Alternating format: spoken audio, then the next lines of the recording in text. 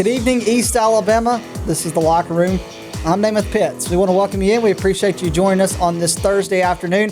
Coming a little earlier than expected. Today is 1 p.m. and we are going to talk Alexandria baseball. I am all in today on the Valley Cubs, who are going to be playing a winner-take-all Game 3 with a berth to the state semifinals on the line. I got to tell you, I have certainly enjoyed following Alexandria, Oxford, Piedmont, Donahoe, and a lot of other teams this baseball season. But Coach Zach Welch is certainly one of those guys that it's hard not to like.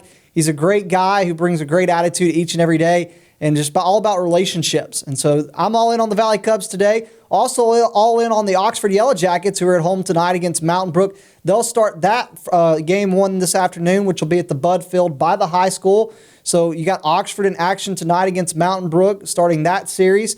Also in Etowah and Gaston area, Coosa Christian, Appalachian are getting started tonight. Westbrook Christian's also in a Game 3 tonight with Fayette County. And then Alexandria is at Sardis for Game 3. So today on the Locker Room, we're going to have highlights of the Game 1 win for Alexandria yesterday and highlights of the Game 2 loss in extra innings.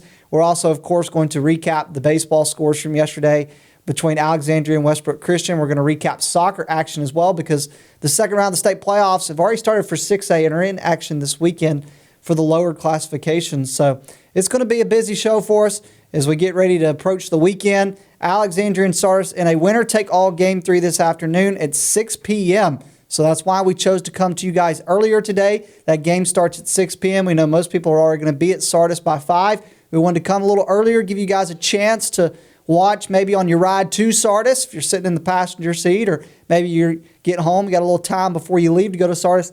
Then you could check out the highlights from yesterday and get up to date on everything that took place. And maybe you weren't at Sardis yesterday, but you want to see the highlights, see what took place. And so we are going to have the most up-to-date for you. Hey, we start our show most days with our EA and scoreboard. And so speaking of Alexandria and Sardis, let's get into a deeper look at what took place yesterday. It was 2 games. Alexandria took Game 1 4-2. Andrew Allen was the Game 1 starter for Alexandria. He had a pitch-to-complete game. He did not give up an earned run. Those 2 runs were unearned, if I'm not mistaken, on that pitch-to-complete game. He had 4 strikeouts for Alexandria as he got the Game 1 start. Really, the 4th inning was the inning for Alexandria. In Game 1, you had Braid Good, who had an RBI double. Aiden Bruner followed that, of course, with the same. Then Sardis made an error, which eventually would score another Alexandria run. Sardis did score 2 late, but Alexandria would hold on as they got the Game 1 win 4-2. In Game 2, it was really a pitcher's duel until the extra innings. It was 1-1 going in extra innings. Sardis scored a run in the first inning. That was the first run that Trip Patterson had given up this playoffs, and gave up 2 hits in the first inning. That's the most hits he'd given up in the playoffs. Needless to say, Sardis took a 1-0 lead. Later on in the game, Ian Cartwright would be at home. Evan Snow would be at first. Evan Snow would still second. There would be, I guess, what some would consider a controversial call, although I felt like the umpire made the right call on my video footage.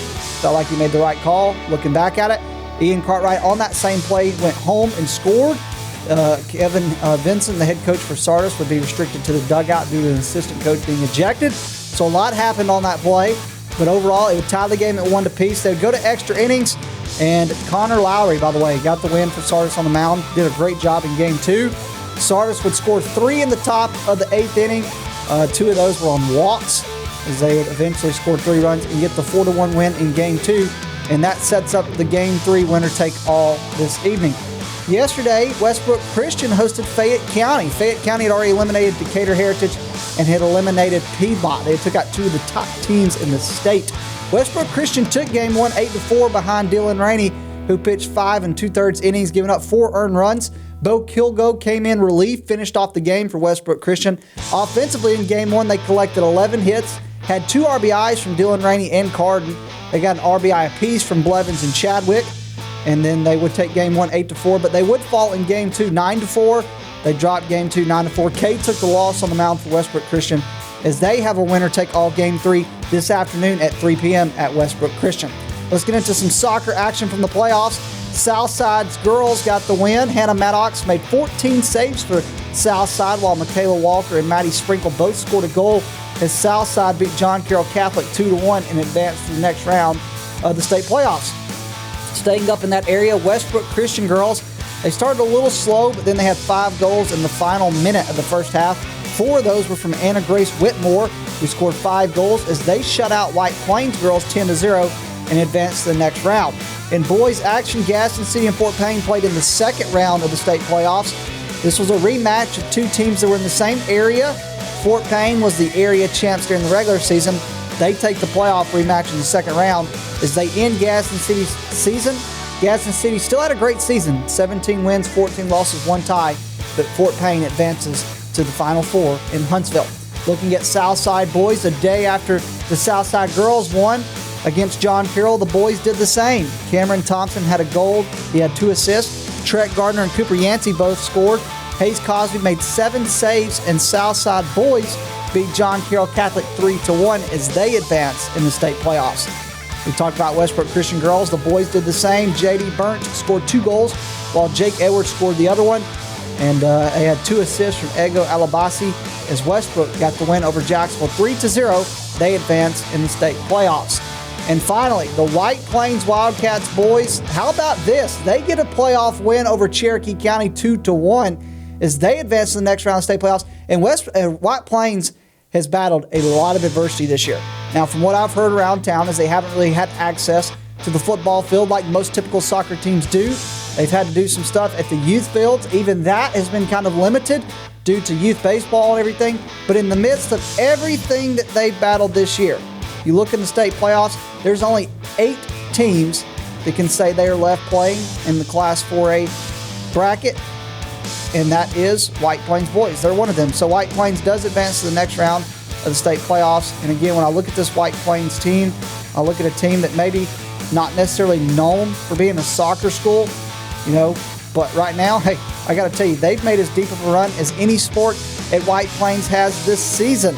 And so they're coached by Coach Chase Cotton.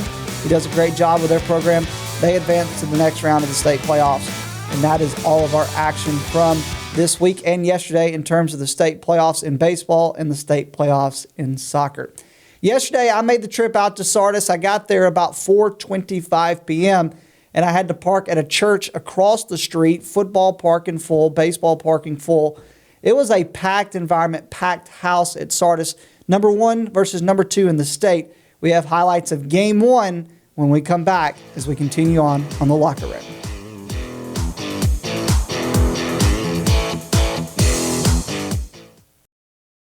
For over 60 years, Oxford Lumber has been servicing our area, and our customer service has always been our main focus. Our customer service is what sets us apart from anyone else. From the moment you enter, our highly trained staff will treat you like family. To enthusiastically provide total customer satisfaction within a positive and self-fulfilling employee relations environment. Visit us at any of our 4 locations or at oxfordlumber.com. Since 1993, WM Grocery has been a major part of our local community. WM offers the very best in fresh produce and an outstanding meat department. WM also has many local products not found anywhere else and fresh sushi every day. If you need an event catered, come see Mrs. K at any WM store. Curbside pickup is also available for your online grocery orders. Be sure to download the WM app for all the deals of the week and shopper rewards. Go check them out today at any of their locations. We take pride in our community and appreciate your business. For metal buildings in Alabama and the Southeast, Waldrop Manufacturing is your one-stop source. A Waldrop metal building provides the coverage and protection your investments need. They specialize in carports, RV covers, portable buildings, and storage buildings.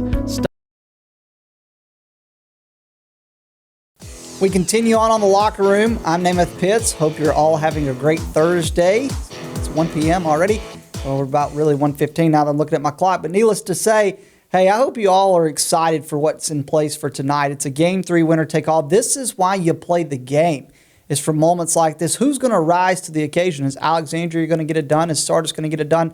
That's to be determined. I'm looking at Game 3 today, though. There's a couple options, obviously, for Alexandria on the mound. I would expect, I don't know, I'm not Coach Welch, obviously, but I would expect to see either Bray Good or Braden Thacker. That's kind of the ones that I'm expecting to see for Alexandria in terms of starting the game.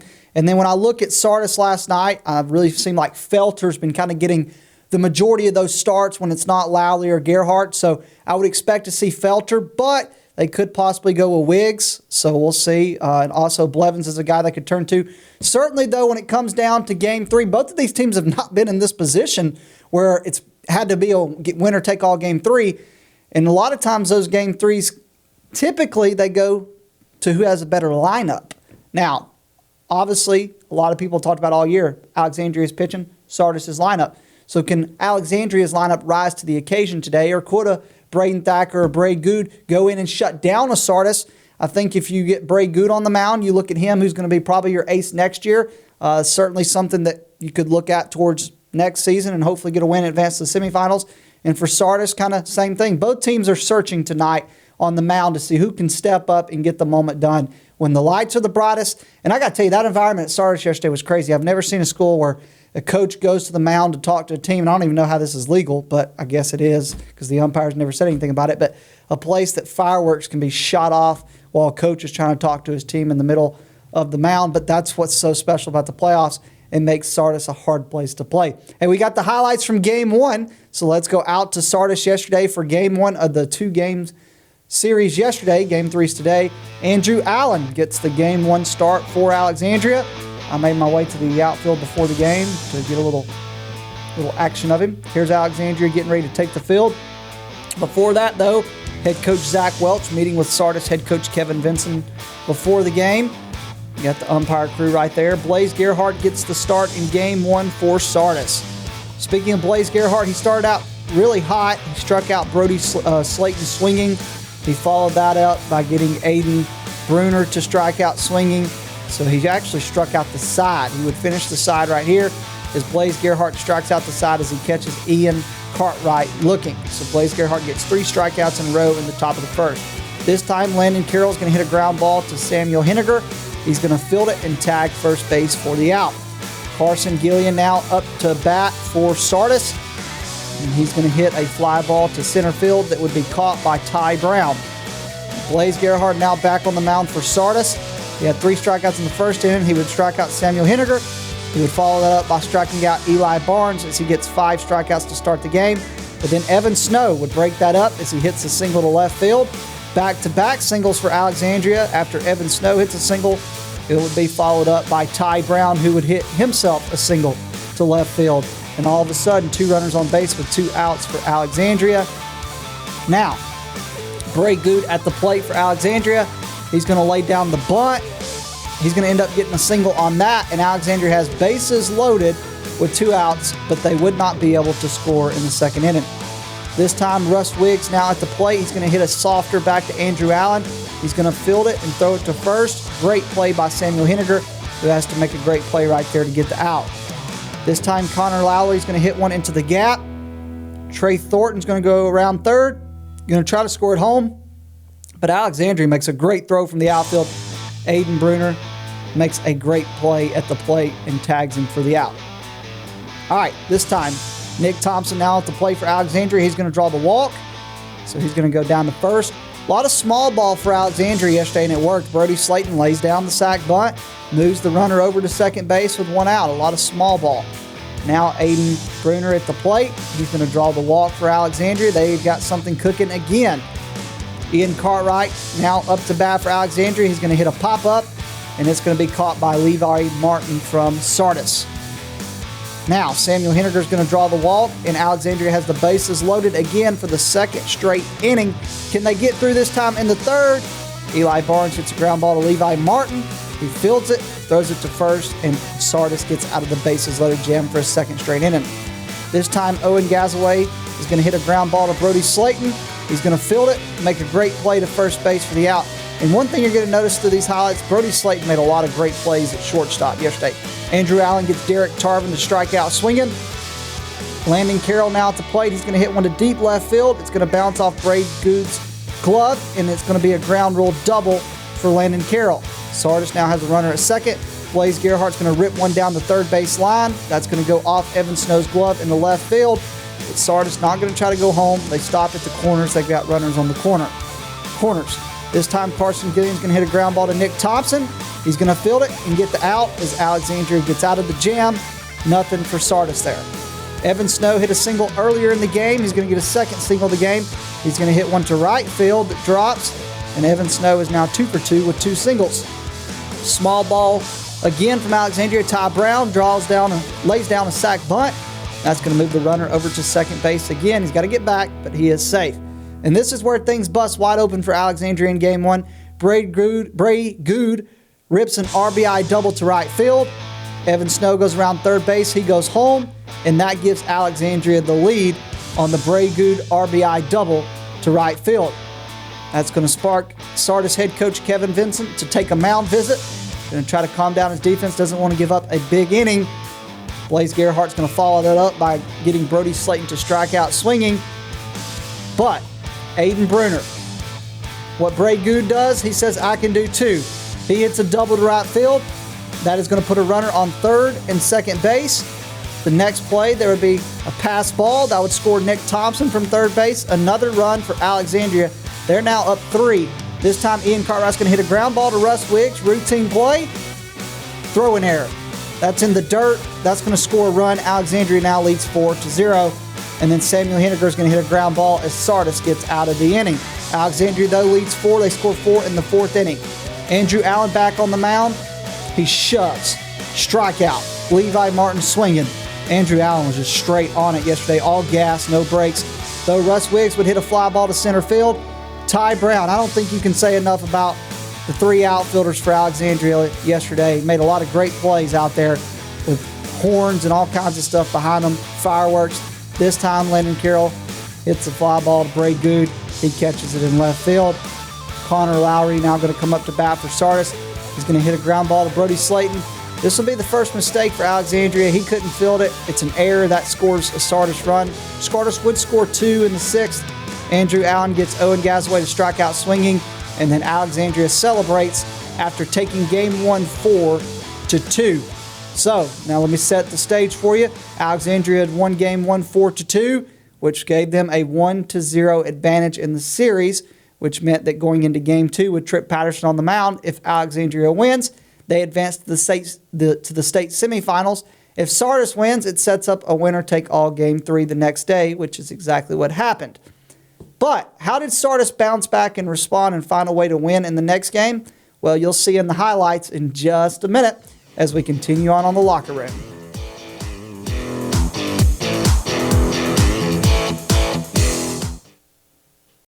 We live in a world that moves quickly, and while we are able to connect faster than ever through technology, maybe you've noticed that real connection is hard to come by.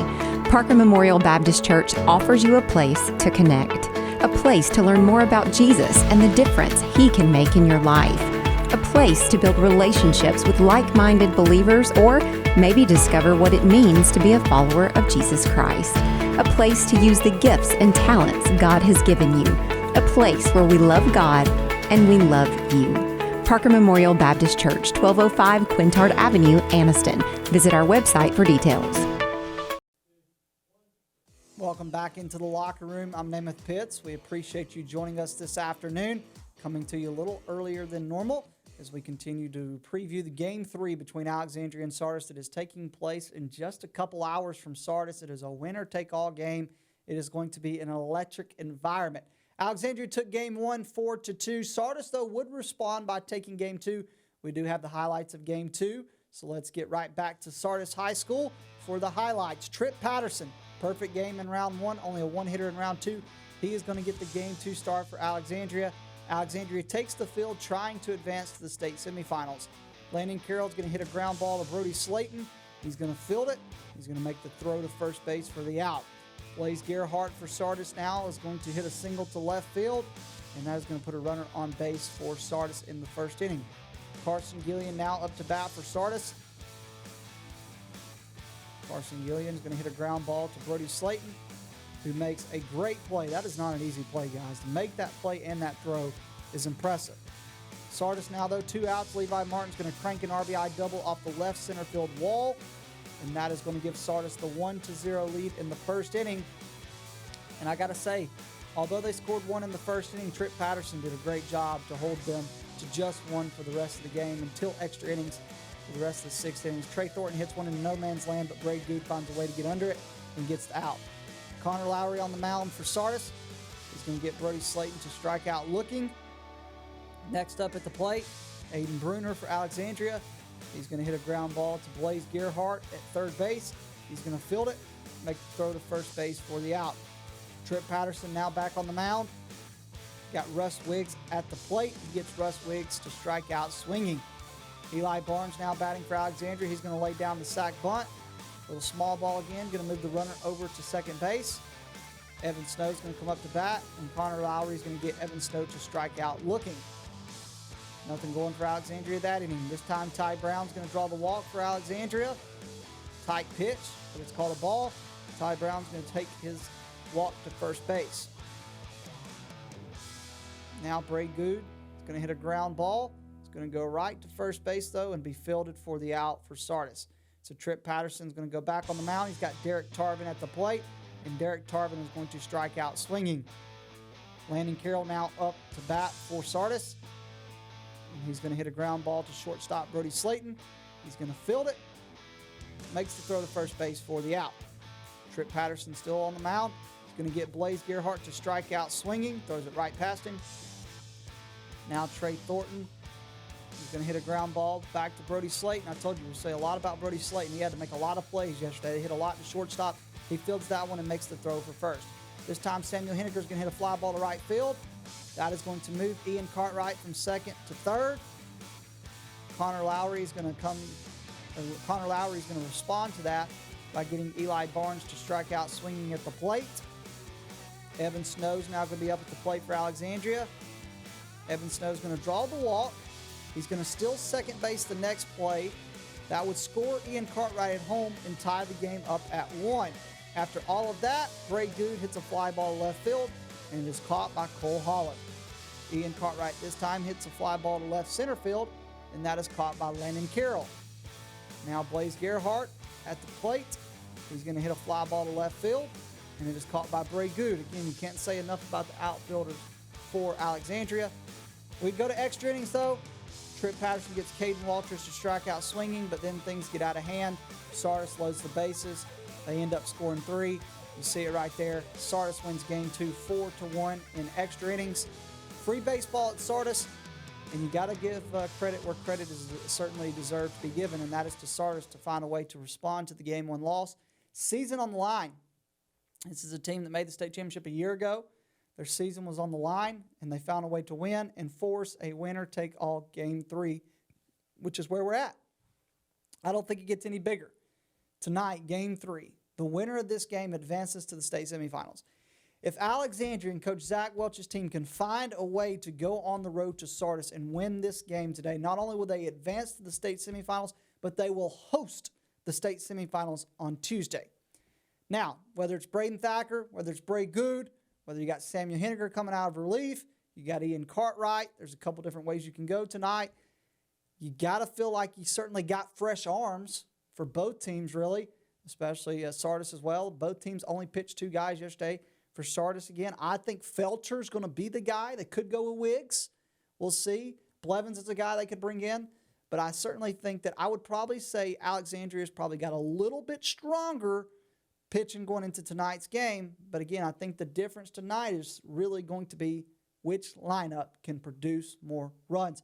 I think you got to have a good start. I think my key to success for tonight is whoever can get a stronger, quicker start is the team that's going to win the game. Because what you don't want to do tonight is you don't want to play from behind. So if I'm Alexandria, you're going to be the visitor team tonight. I'm wanting to come out. If you can score 1 on them, 2 on them in the first inning, you automatically put that pressure on them, make them have to respond. You don't want to play from behind tonight. So the key for Alexandria is to have a strong start, get out ahead, give your pitcher a little. They're going to be, I'm sure if it's Thacker, Good, whoever it is, obviously they're going to be a little nervous because you got all the pressure of game 3. But if you can give them a run early, give them 2 runs early, kind of let them lay back, get in the zone, I think you certainly have the pieces to win the game tonight. I'm rooting for Alexandria. I had to pull out the jersey of the Valley Cubs. So go Valley Cubs. I hope they get the win tonight at Sardis. Hey, also, Coach Jerry Wendell and the Westbrook Christian Warriors are at home tonight against Fayette County. Rooting for them as well. Hope they get the win. Coach Travis Jensen, the Oxford Yellow Jackets, are at home tonight, hosting Mountain Brook in the quarterfinals, game 1 and 2 tonight. Rooting for the Yellow Jackets. Hope they can get it done in advance to the semifinals. And the same as well for the Coosa Christian Conquerors, Coach Dwayne Boyd's team, hosting Appalachian. All 4 teams. Oxford at home, Alexandria is on the road at Sardis, Westbrook Christian home, and Coosa at home. A lot of baseball tonight if you want to get out and support local teams. Hey, that's going to do it for us today. Tomorrow on the Locker Room, we'll be on the road at Weaver High School. The Weaver boys track and field program had the best finish out of any team, boys or girls, in the county. We're talking with them tomorrow as we preview the state track meet that gets started tomorrow. We'll be talking with them tomorrow. That's going to do it for us. Hope you'll join me on East Alabama Now tonight at 6:30 p.m. Hope you all have a great afternoon. God bless, and we'll see you tomorrow on the Locker Room.